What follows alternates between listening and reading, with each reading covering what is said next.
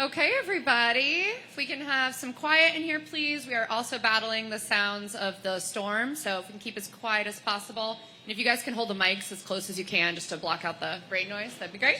That way, that's perfect, yeah. Okay, everybody, let's welcome Martin Kaymer, the captain of Cleeks GC, and Bryson DeChambeau, the captain of Crushers GC, to the press center. Welcome, guys.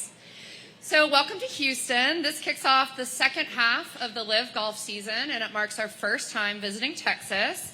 So Bryson, I'll start with you. You are a Texas boy. Yeah. Tell us how excited you are to bring LIV to your home state.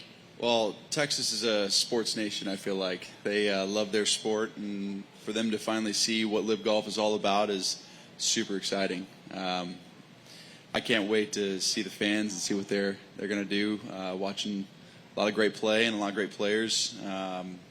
Give them a show. I know that this place has hosted some great championships, and LIV's only going to enhance that. And Martin, what is your experience playing in Texas and specifically Houston? Yeah, as Bryson said, it's one of those states they're really into their sports. I mean, I would say whole America is really into sports, but especially Texas. I played their golf course a few times before the Masters in the past. I always enjoyed it.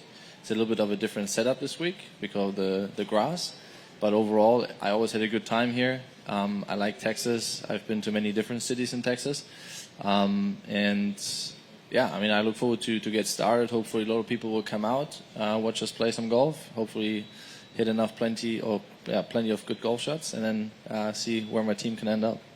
So on that note, Martin, the Cleeks had a T2 finish in Singapore, and you've had consecutive top 20 finishes. What do you attribute the amazing performances by the Cleeks this year? I think if you see the players, Richard Bland, is playing really solid golf at the moment, or let's say for the last 3.5 years. He recently won the PGA Championship for the seniors, or champions, I rather say. So we have a very good team spirit. We all get along really well. We had a lovely dinner last night to celebrate his win. Adrian Moronk is a very hard-working guy, a very solid player. If he finds a little bit more consistency in his game, I think that would make him even happier. Kalle is very excited to be out here.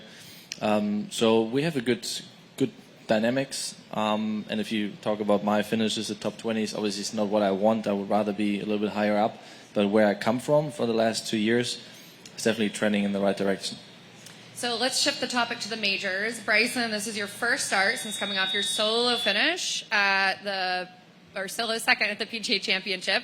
Can you tell us a little bit about that week and what your takeaways were from it? Yeah, it's funny. Can you hear me? Nope. No. There you go. It's funny because I really wasn't hitting it my best going into that week. Equipment was working fine, just wasn't swinging at my best, and I figured out some stuff after the PGA, which is great, but too late, obviously for that. But again, I wasn't hitting my best, and it was just really surprising at having myself just be up at the top of that leaderboard on Sunday. I was certainly shocked and surprised for myself a little bit, just based on the way I was hitting it. Made everything, and that's ultimately why I got up in that level and played. Ultimately, had a chance to win, but I was frustrated, disappointed not to win. I wanted 2 LIV players to win that PGA Championship in back-to-back years. That'd have been cool. But Xander played really well. Hats off to him, obviously, for doing what he did. Shooting 21 under par is pretty special. And I gave it my all. That's the thing I'm most proud about. Is I just threw it all out there. I gave it my all, did my best, and it's certainly fun feeling a lot of that nervousness out there, the nerves, the pressure. That's what we play for. That's what we play golf for. We want to experience being in it, being in that moment, and giving ourselves a chance to win, and that excitement. So I was proud of the way I played. Happy with the game that I have currently right now, and just excited to continue the good play. So you guys are both U.S. Open champions, and you're heading there next week. You're among 12 LIV players that are playing next week. Martin, this will mark the 10-year anniversary since your win at Pinehurst. What's it feel like to be heading back there? Yeah, we will see. I haven't been back since I won there, so it's obviously I have a lot of good memories. The way I played golf all week, obviously it was good, but what Bryson was just talking about, you know, that excitement that you have all week long, you know, being in contention, being on top, trying to ride that wave as long as possible. And I was very proud of myself, very similar to what he just said, the way I was handling myself all week long, because it's quite difficult leading a golf tournament by that many shots, especially a big golf tournament. Not only you expecting yourself to win, but everybody's expecting you to win. And that is very difficult to continue and not compare yourself to what you have done the last couple of days. So every day I started new, and I enjoyed playing golf. I enjoyed the golf course, and I enjoyed the challenge. And sometimes you tell yourself, I want to go out there and have fun. But it's not that easy. You know, sometimes if you have a tough start, then you do get nervous. You do have some shaky shots. And if you pull them off the way you want them, that gives you the ultimate confidence, and then you can continue your journey. So, and I did that really well back then, and this is what I'm searching for, you know, right now. And Pinehurst obviously has a lot of good memories for me. And hopefully with the form that is trending in the right direction and the positivity that I gained back then in Pinehurst will hopefully create some good scores. Can you reflect on these last 10 years? I know it's a lot has happened in between then, but if you could just kind of sum it up and that feeling heading back there this week. It was an overwhelming feeling winning a major by 8 shots. I did not expect myself to do that. I know I was playing good golf going in there. I won the Players Championship 2 months before that. So I knew I was playing well, but then shooting 10 under par after 2 rounds on that golf course, you know, I almost felt a little bit embarrassed about it, because 2 days prior the event, I was asked what I believe the winning score would be, and I said probably 2 or 3 over par, and then, you know, you shoot 10 under and you're surprised yourself. But obviously the last 10 years, if you would have asked me at the press conference, or would have told me at the press conference that I'm not going to win a tournament from 2014 until 2024, I would have thought you're crazy. But this is a reality, and this obviously it's quite difficult for me to handle that I haven't won since then. But this is the sport, and I guess this is what we try to do, you know, to become better, and hopefully gonna be on top soon again. Bryson, you are arguably the hottest golfer on the planet right now. And Is it the stash? No, I'm kidding. It's the stash for sure. I'm joking. As a former U.S. Open champion from 2020, with your form being incredible right now, how does Pinehurst suit your game, and what are your expectations for next week? So I actually played Pinehurst 2013, I think right actually before the U.S. Open with the SMU golf team. Might have been 2012. I don't know. Anyway, it was with the college team, and we had a great time out there. I know Bob Dedman that owns the golf course pretty well, and he's a big supporter of SMU. So we got to go out there and play, and I loved the test of golf that it presented. It was a lot of fun playing there. I played well that week that we were out, the college team was out there, and I've always had fond memories of Pinehurst and what Payne Stewart has done, and it's a special golf course, and a golf course that I went out and actually played like 3 or 4 holes, maybe a little bit more than that. I think like 4 or 5 months ago, in early January.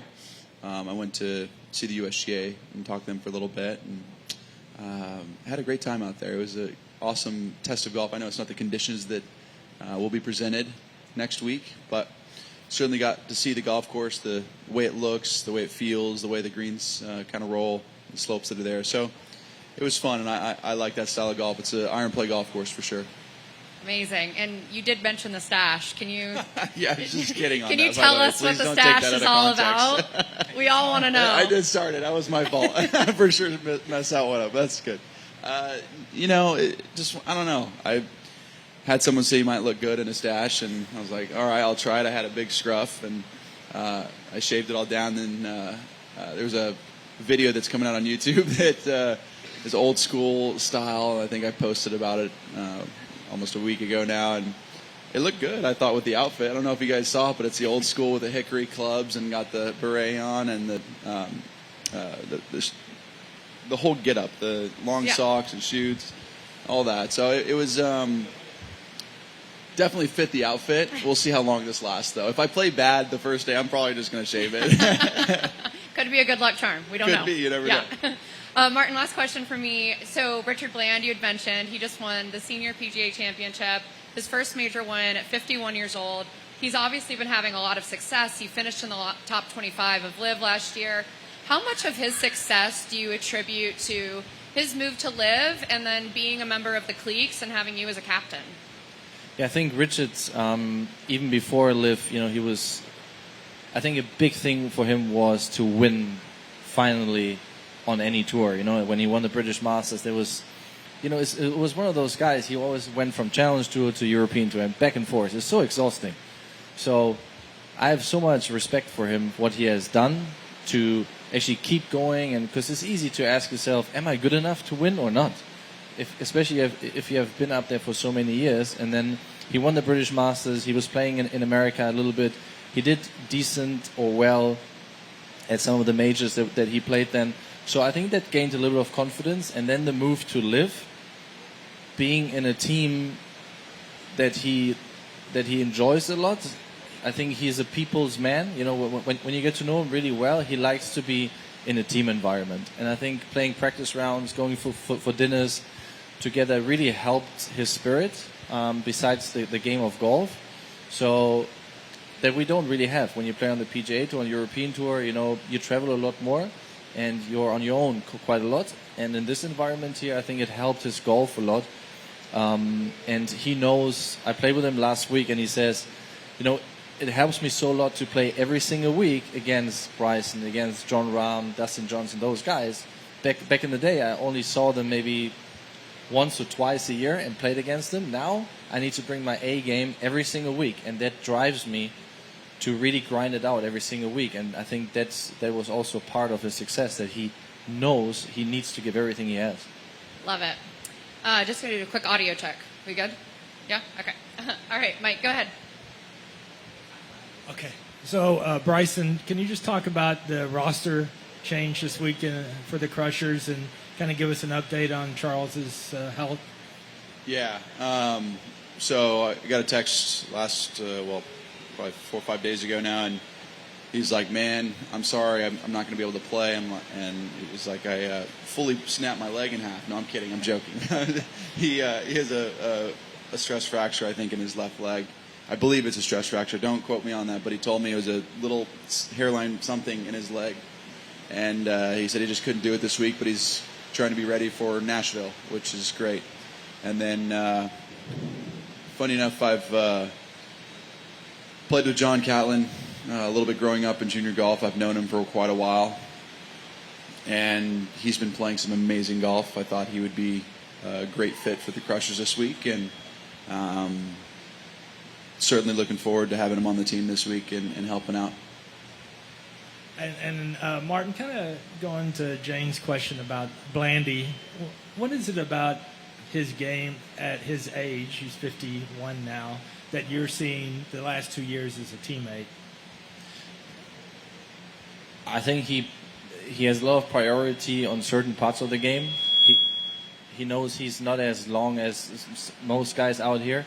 So I think his priority was hitting as many fairways as possible and spending a lot of time within 120, 130 yards in.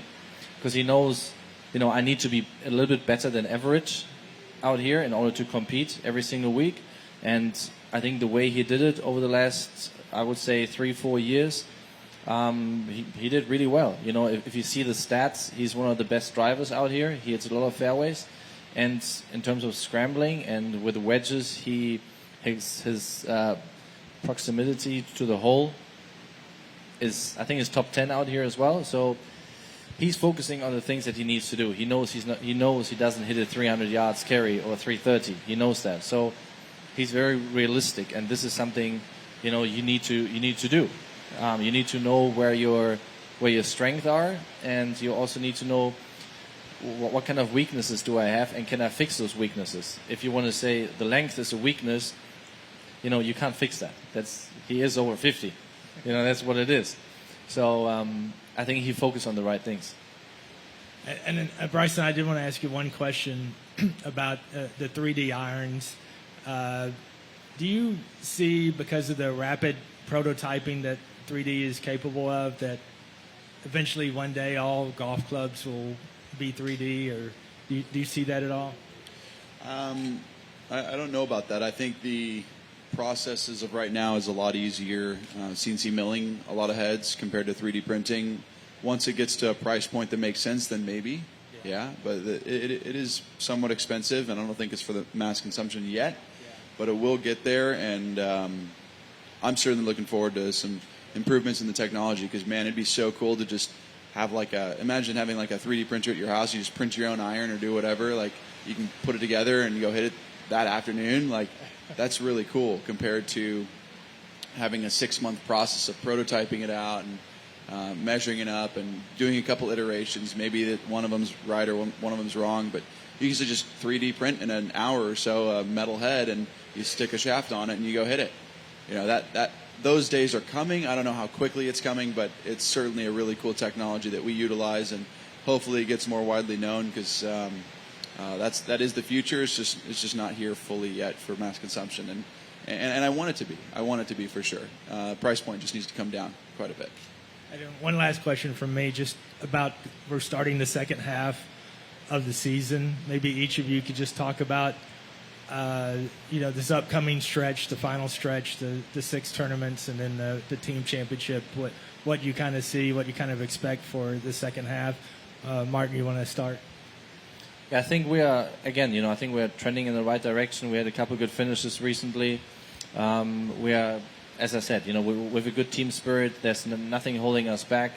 We can compete. We are maybe not the best team on paper in terms of successes from the past, but we have definitely the ability and the capability of doing well. And this is something I look really forward to work towards, trying to win one of those trophies. I just said to Jane, I never touched one of those trophies, so I know you touched it plenty of times. So I would like to do it. I would like to finish on top one time. I think it would be a really nice experience, and it would mean a lot to our team.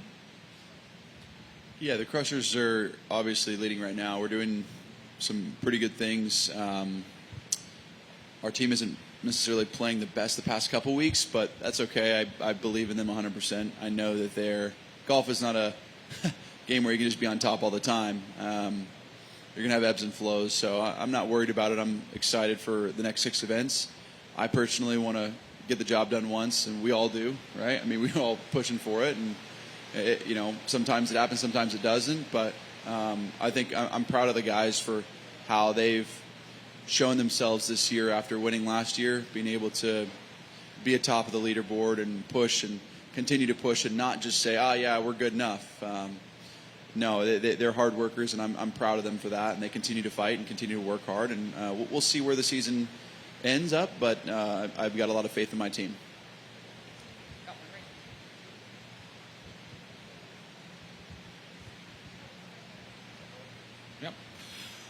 Martin, the Cleeks posted their best ever finish in Singapore, runner-up spot finish there.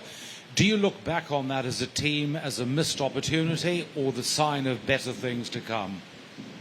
Well, is the glass half full or half empty? It's one of those things.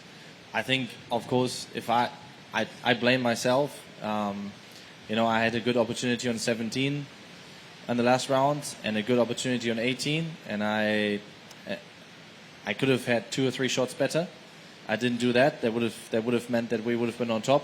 So I take complete blame for that. But I think it's a very good sign. It felt good knowing that we played solid, we played well, but we didn't play our very best. And if that gets us to number 2 already, so that is, it's a good sign that you don't need to play yourself out of your shoes in order to win one of those things. So if I would have done a little bit better going on that Sunday afternoon, I think it would have felt a little bit better. But in the end, it was nice to finish in the top 3, and especially solo second. That meant a lot. It's a little loud right now. I think we should just take it.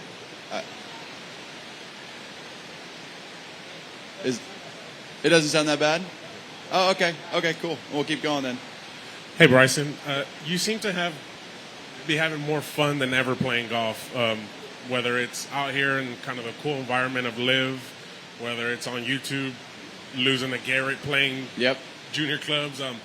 Is there something you kind of attribute that to? That just how much fun you're having? Is it how great you're playing? Is it what is it? Yeah, I think it's me getting a little bit older and realizing, what we're doing out here is obviously trying to win a lot of tournaments every single week. We're trying to win each and every week, but you realize quite quickly, at least I've started to realize quite quickly, that we're entertainers. We're out here doing a job, but we're also entertaining the fans. We're trying to grow the game, trying to show the fans what we're all about. And I think it's important for people to see and understand that. And so as I've gotten older, I've realized I've always kind of been a bit of a showman. I've done some weird things in the past, different things in the past, but really showing my true colors and being able to allow myself to fully become, positively emotional. I don't know if that's the way to describe it, but it has been attributed mainly to my equipment. A lot of it's to my equipment that has allowed me to just be comfortable on the golf course, knowing where things are going to go, not being afraid of, I'm going to massively hit this left or way right. Putting the right equipment in my hands has given me that freedom of expression to be able to show who I truly am on the golf course. That's really what I attribute it mainly to, is getting a little older and getting the right equipment in my hands. Now, to either one of you guys, is there something you guys can say kind of to the Houston residents who maybe are on edge of whether they should come or not? It's one of those that you have to kind of be here to experience it, but is there something you guys can say? I think the first thing that I would say is try to keep an open mind. Just for one day, come out here one day with an open mind. I think you'll be a fan for life. Yeah, I think you can only have an opinion about something that you experienced. And going back to the PGA Championship, I talked to a lot of people about LIV, and I asked them, have you actually watched the shot or have you ever been to an event?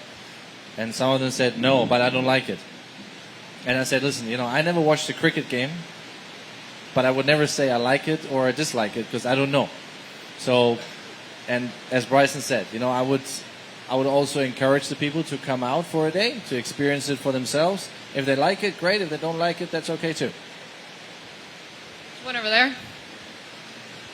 Hi, morning, Bryson. I don't want to lose the opportunity to ask you this because I think you're maybe in the similar position. At your 14s, you're being top-ranked teenager in California. You even say you're feeling good with that reputation. 2 weeks ago, we waked with the tragic loss of Grayson Murray for the reasons that everybody knows.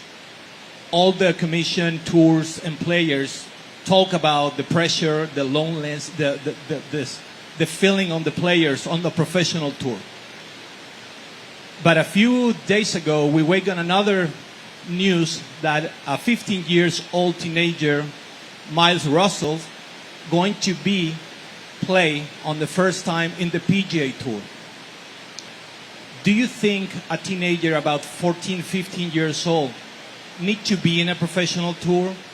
And do you think a teenager, maybe like you, when on your 14s or 15, know how to manage that kind of pressure? That's a great question. First off, I'll say I knew Grayson pretty well, and I haven't really publicly spoke about this, but my heart goes out to his family. It's not easy what he's gone through, what we all go through as professionals. My heart aches for him and his family.